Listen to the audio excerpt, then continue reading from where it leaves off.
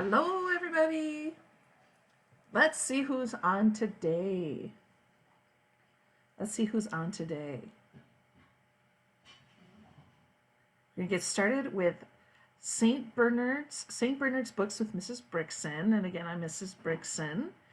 Today is Tuesday, March 24th, 2020. I actually had to look that up. And this is number 6. Oh, I see Aurora. Aurora's on. Hi, Aurora. Oh, and I see the Rath Boys. Yes. How's it going? And oh, we got Axel. Axel joined us. Today, Axel, I'm at home, so I don't know if you're going to be able to send me flowers. Oh, Aurora says hi. Oh, and I see Rico. Yep, we got Chico and Sophia. Oh, we got Berniers. Very good. Hello. Hello, Bella. You guys can see it looks all different, right? This is my house. We're in my house. We're in my dining room right now. Oh, hi, Mrs. Brickson. Oh, Harley's home. Good. Good. I know he was gone yesterday. Harley and Bella say hi. Very good. I'm actually home, and my daughter Grace is making chicken strips in the kitchen. Maybe she'll even pop her head in here just to poke her head in, just to say hi real quick. Hey, Gracie. She's coming. Oh, and I see buckets of joy. Just poke your head in. Take a look. Just poke your head in. Hello. That's Grace. Chicken strips. Chicken strips are already done, by the way. Chicken strips are done. Okay, she's going to go have her lunch. Okay. That was my daughter, Grace. She's home from Grace. college. Home from college. Home from college. Grace is home. All right. See Kennedy's joined. Oh, Kendall. I see Kendall's there. It's Axel. Yes. Oh, where's the kitty? Okay, you know what? For sure. Which kitty? No, we're going to wait till more people get on. We will show the kitty, both kitties, in a little bit. Now, normally I could give you a little tour. Maybe that'll be tomorrow when the house is a little more clean. Oh, Grace, Mrs. Zare says hi. Yes, and Beth says hi, Mrs. Zare. So we have 2 kitties. You could be able to meet them. We have Smokey and Stitch. And Smokey is white. And she's getting a little older. Are you bringing them? Okay, Stitch. We used to have Spicers, and some of you know Spicers, and so she passed away, and we have Stitch now, and Stitch is our new kitty. And she's really fluffy and gray. She's younger. So I think Grace is going to grab them at some point. Oh, here we go. Come over here. Here she comes. Here she comes. My chapel showing you are. All right, who's this? This is Stitch. That's Stitch. She's very fluffy. She's okay. Just no, be still.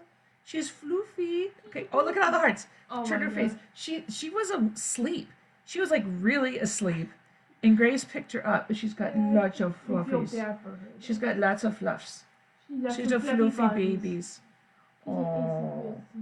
Here's the deal. If you want to know how to handle this whole, being home in quarantine, just take a look at your dogs and cats. They've got it figured out. They know how to nap. Yeah. They nap and they run and they eat. They nap and they run and they eat. The babies. Oh, the babies. Okay, sorry. It's cool. I can take all day just doing that. Yes. Anyways, later on, maybe I'll have Grace bring you Smokey. But hey, it's great to see all of you today. It's like, oh, hello. I see that Grace has joined. Hi, Grace. Anyway, so we're going to get started. Of course, we got to get started off with a little bit of music.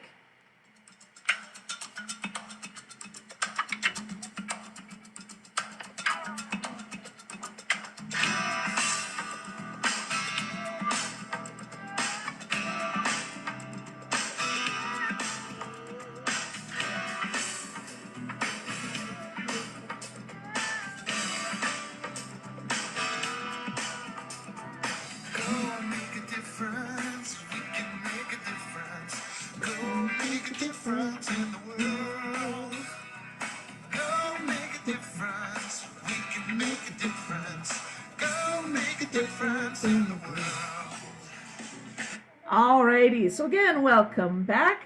Again, for those of you just joining, I am Laura Brickson. I'm the principal of St. Bernard's School.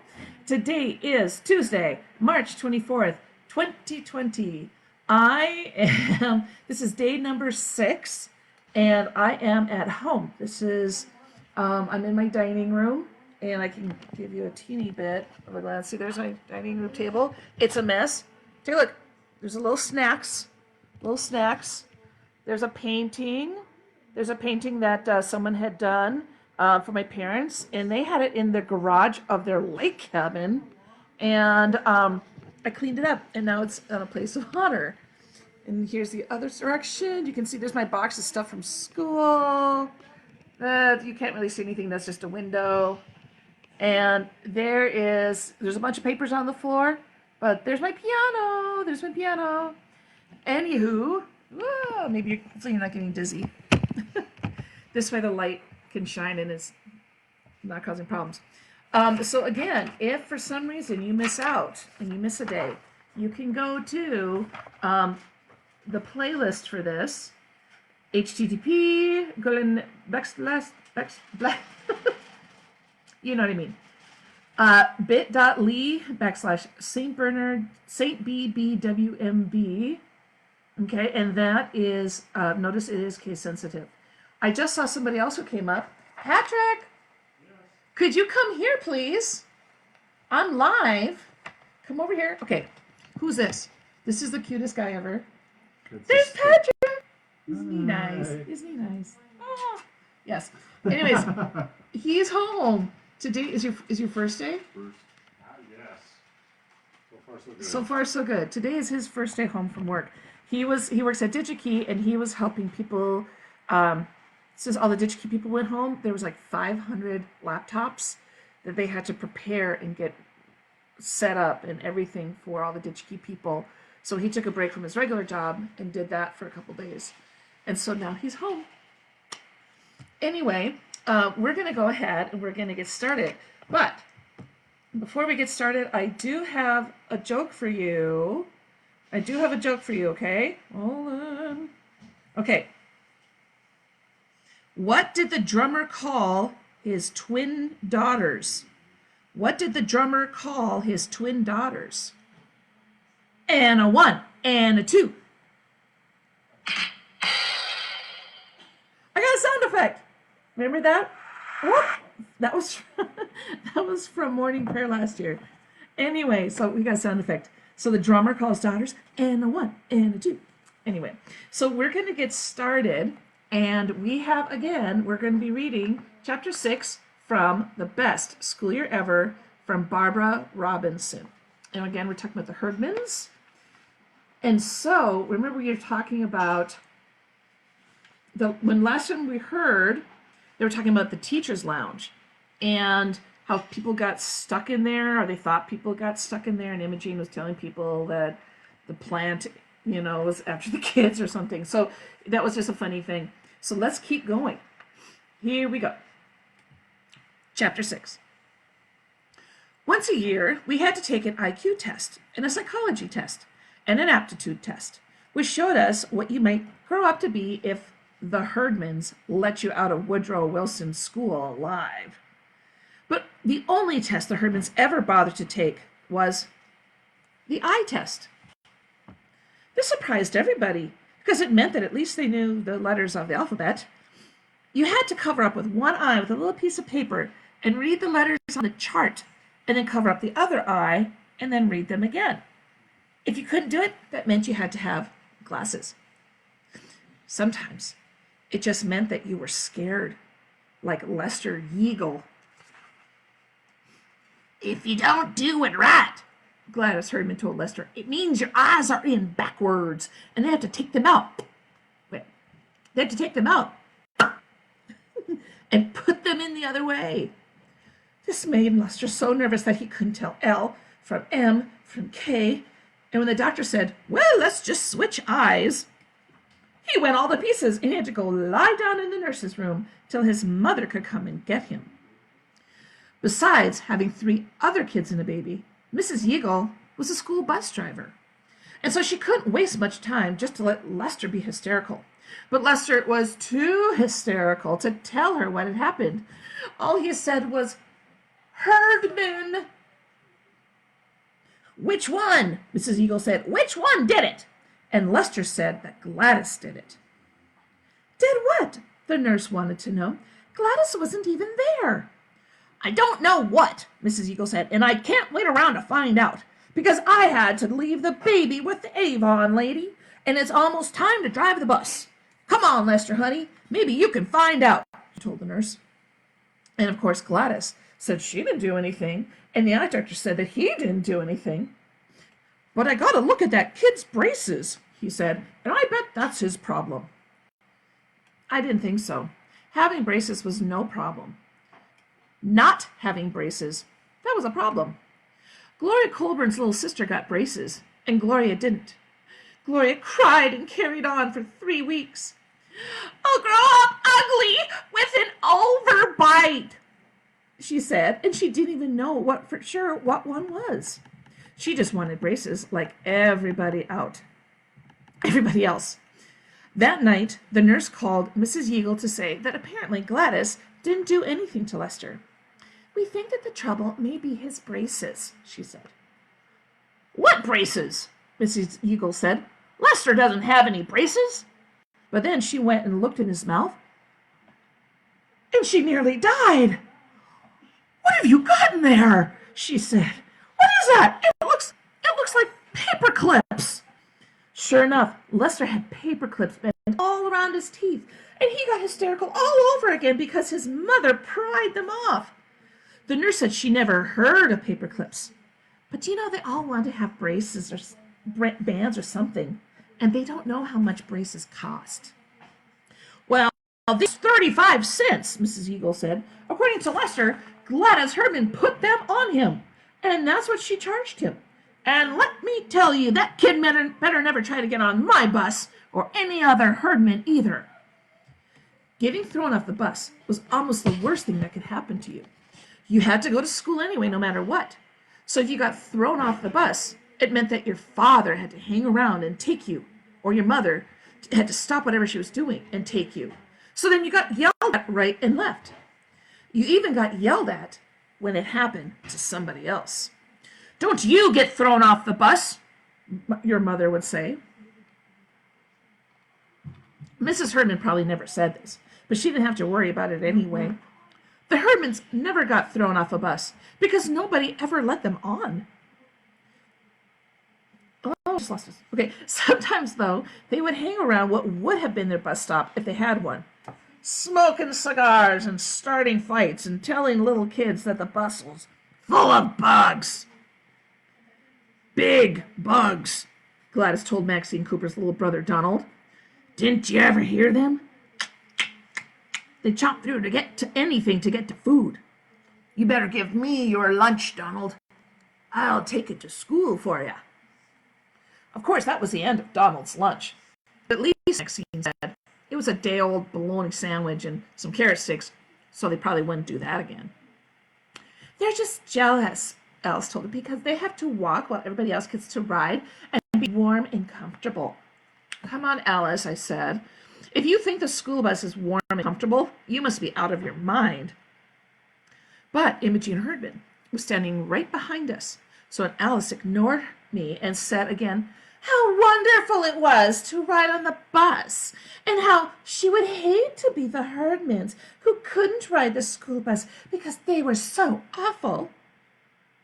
After that, they began to show up every morning at Maxine's bus stop, looking sneaky and dangerous, like some outlaw gang about to hold up a stagecoach.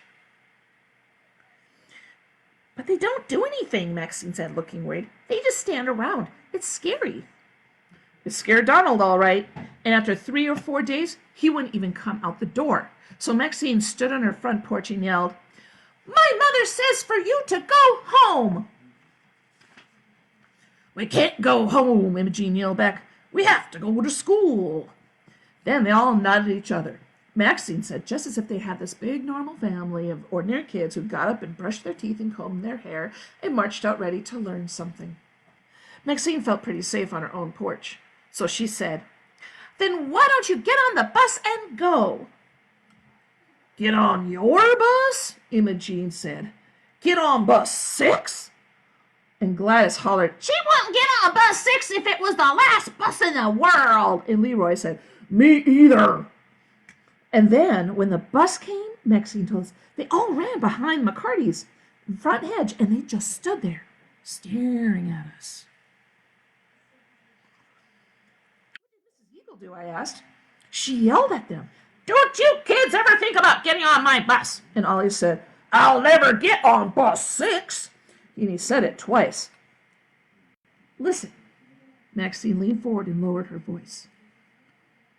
"I think the Herdmans are afraid of the bus." This was the craziest thing I'd ever heard. "It's just a bus," I said. "I know that," Maxine said, "but it's my bus, and I have to ride it. I don't want to ride a doomed bus." It sounded crazy too, but nobody laughed, because if the Herdmans were scared of bus 6, it was the only thing in the world they were scared of. So you had to figure they must know something that nobody else knew. Whatever it was, they weren't telling. But every day, there they were at the bus stop, whispering and shaking their heads. Charlie thought they were stealing pieces of the bus, one piece at a time.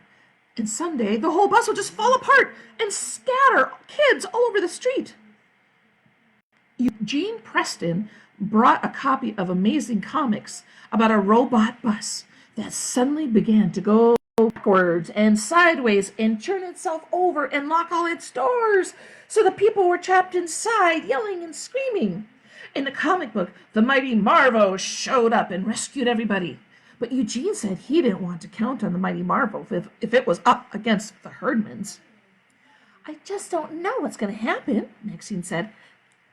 "I keep hearing this strange sound on the bus."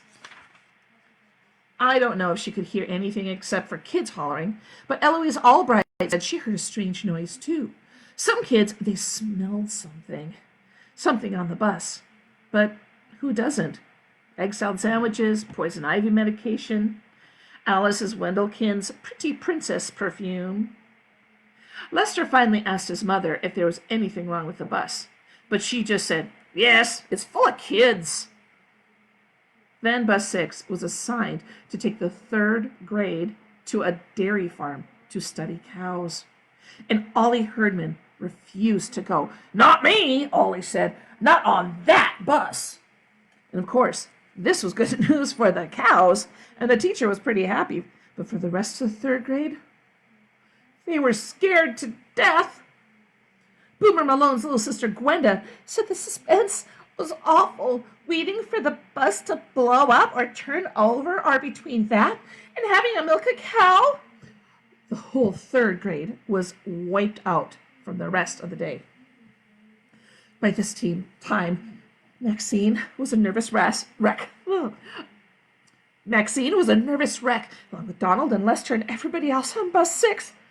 More and more kids were feeling sick to their stomachs, and then feeling fine as soon as the bus left. And they all said the same thing, that they were scared to ride the bus because the Herdmans wouldn't get on it. "What kind of reason is that?" my mother wanted to know. "Of course they won't get on the bus. Thelma Yeagle won't let them on the bus. Nobody wants them on the bus." "Something bad's going to happen," Charlie told her, "and the Imogenes know what it is. That's why they won't get on. They know. Bus 6 is doomed." "Doomed?" Mother stared at him. "You watch too much television. And that's what everybody thinks?" We said, "Yes." "Then why doesn't somebody just put the Herdmans on the bus and make them ride it?" Mother said. Since it wasn't my bus, I thought that was a good idea, and so did Charlie. And so did Mr. Crabtree, I guess, because that's what he did. "We have to ride the bus with you, Lester," Gladys said. She grinned this big grin, so Lester could see her teeth, all shiny with paper clips. The principal said, "I thought you were scared to ride the bus," Maxine told Imogene. "You said it was doomed." "I didn't say that," Imogene said. "You said that." And she climbed on the bus and walked up and down the aisle, picking a seat next to some victim. It looks all right to me. Mrs. Eagle was pretty mad at first, but she told my mother it wasn't all bad to have the Herdmans on the bus. They told everybody to shut up, she said, and everybody did. Not for long, though. Claude and Leroy stole a bunch of baby turtles from the pet store and took them on the bus and put them down some kids' shirts. Leroy said later he was amazed at what happened. He thought the turtles were dead, and he was going to take them back to the pet store and complain. The turtles weren't dead. They probably saw who had them and decided to stay in their shells until they were big enough to bite back. But it was nice and warm in the shirts. It was nice and warm in the shirts, so they began to stick their heads out and crawl around. Of course, nobody knew they had turtles down their backs. Nobody knew what they had down their backs. But Donald Cooper thought it was the big bugs, hungry and tired of peanut butter sandwiches. I got the big bugs on me, he yelled. And right away, all the other kids began to yell and scream and jump up and down and thrash around. So Mrs. Eagle had to stop the bus and get everybody settled down. It was another week before all the turtles came out from under the seats and behind the seat backs. So it was a good thing that they were little to begin with, and they didn't grow very fast. Once the Herdmans had collected all the turtles, they got off the bus, and they didn't come back. I don't want to ride that dumb bus, Ralph muttered, and I guess that was the real truth. They just wanted to get on the bus, take over the territory, wham a few kids, pick out the best lunch, Gwenda Malone's usually because Gwenda always had 2 desserts and no healthy food, and then get off the bus and stay off, which they did. For once, though, they weren't the only ones who got what they all wanted. Lester's baby teeth fell out like popcorn. All those paper clips, Mrs. Eagle said, and his second teeth came in all crooked and sideways. So he had to have braces, more braces, and bigger braces, and fancier braces than anybody else in the Woodrow Wilson School, and maybe the whole world. All right, so that was chapter 6. That was chapter 6. So how about this? If you have braces or orthodontia or something like that, can you click on the like or the love button? Let's see how many people out there have braces. Can you hit on that? Do you know how to do that? Click, click, click, and you hit the like button. You know how it shows up and it goes flashing across. Nobody? Nobody out there has braces? Nobody? Oh, here we go. Here we have some. We have a few people. See, we took a I can't even say it. A survey. We took a survey. Okay, I'm going to look through some of these comments. I haven't had a chance because I was a little busy reading. Oh, I see that the Cars, hello, Mechanic Camry Kywin, and Ellie Holton's on. Oh, and I see the Dahlmans, hello, boys. Yes. We had lots of people talking to Mrs. Dahlman. She is funny. Oh, yes. Anyway, so what I want to do right now is I want to talk just a little bit about some outside stuff. Now, it's really important, guys, that you guys get some exercise. So important. I cannot stress this enough.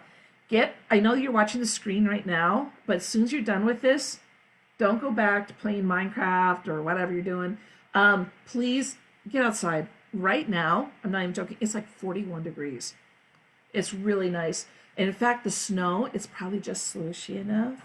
So if you wanted to go and have, make a snowman or make something out of snow, or with parents' permission, if you have like some sort of like a water bottle and you put just a couple drops of food coloring into water, you could spray it and you can like decorate the snow.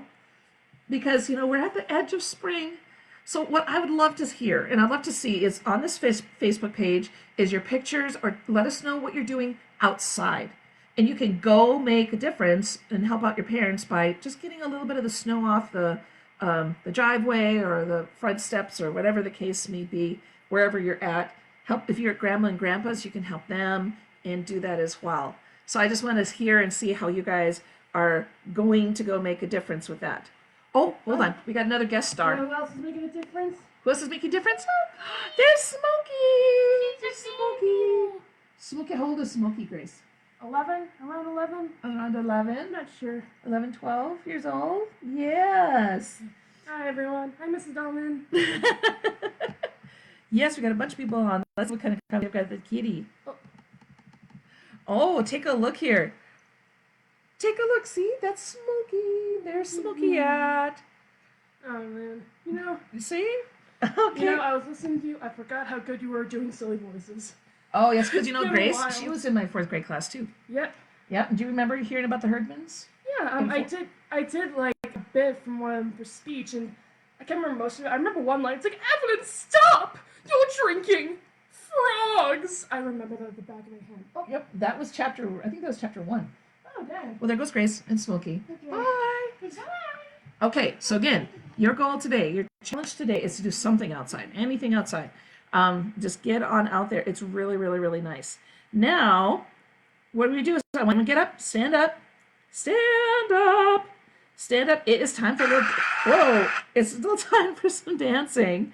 Okay, let's see if I can find this one. Hopefully, okay, we're gonna do some dancing. Stand up. Yes, yes, yes. I want you moving. All right, this is called Read It.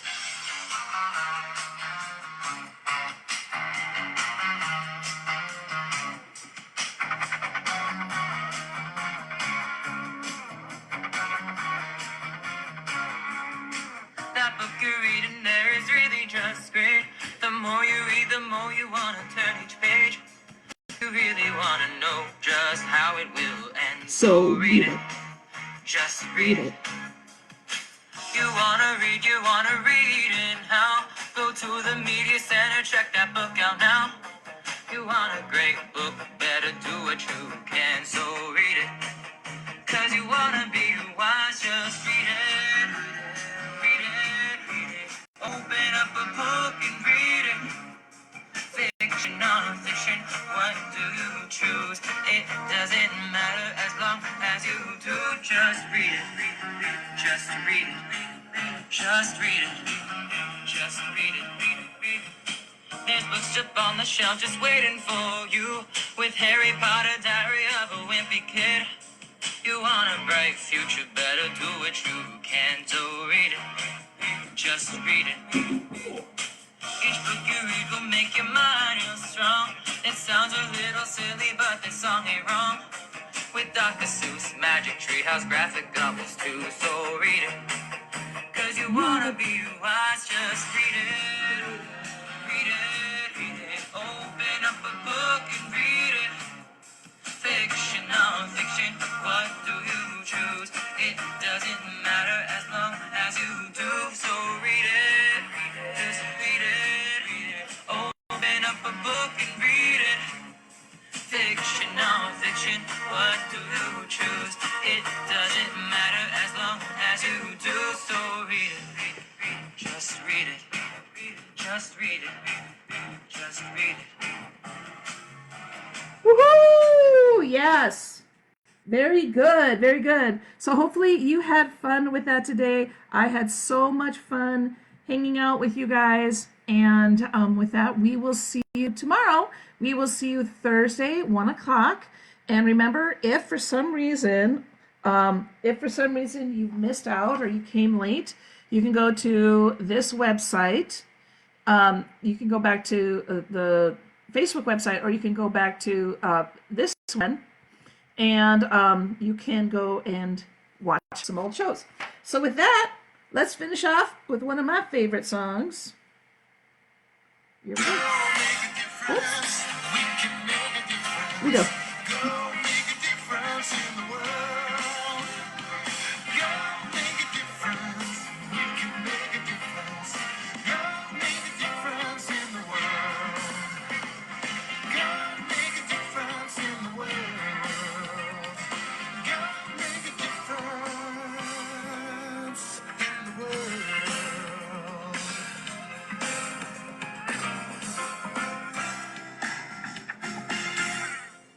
Have a great day, you guys. Have a great day. I miss you. I miss you terribly, and I will see you soon. Take care.